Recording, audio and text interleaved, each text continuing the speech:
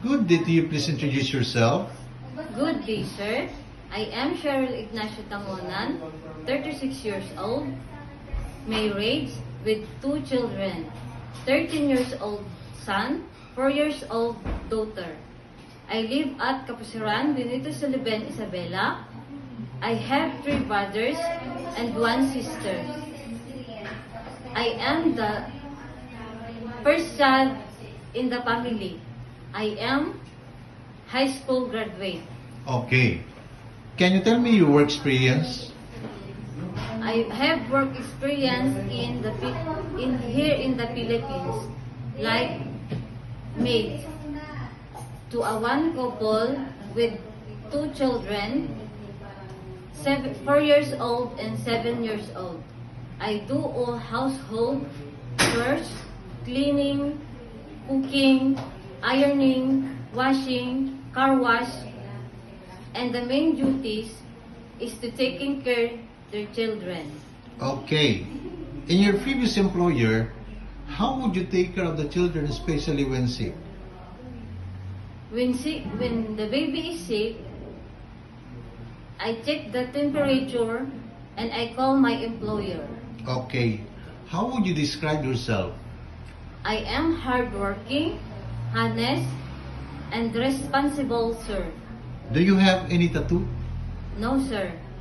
Do you have surgery or serious sickness before? No, sir. Do you have an allergy to certain food? No, sir. Do you smoke and drink alcohol? No, sir.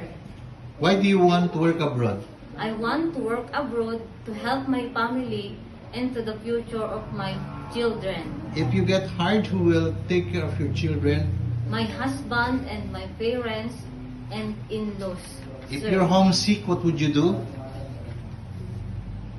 I will focus my work and remind myself that I need this job for my family.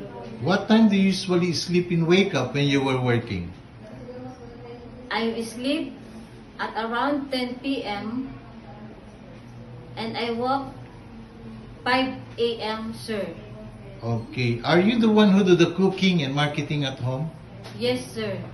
Sometimes kids are super active and they tend to be out of control. How would you control your temper? I will more patience and calm. Okay. Do you accept no day off but to be paid instead by your employer? Yes, sir. When you visited the parents, relatives, and friends of your employer, will you help and do the housework there? Yes, sir. Can you promise not to lend money in Hong Kong? Yes, sir. Are you scared of dogs and cats? No, sir. Are you willing to share room with kids? Yes, sir. Do you promise not to use cell phone during working hours? Yes, sir. Do you promise to finish your contract? Yes, sir. Can you cook Chinese food? No, sir, but I'm willing to learn. Can you sing a nursery song? Yes, sir. Sing it.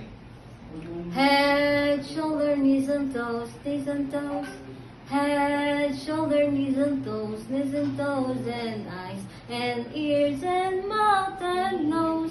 Head, shoulder, knees and toes, knees and toes. Okay. What is your message to your future employer?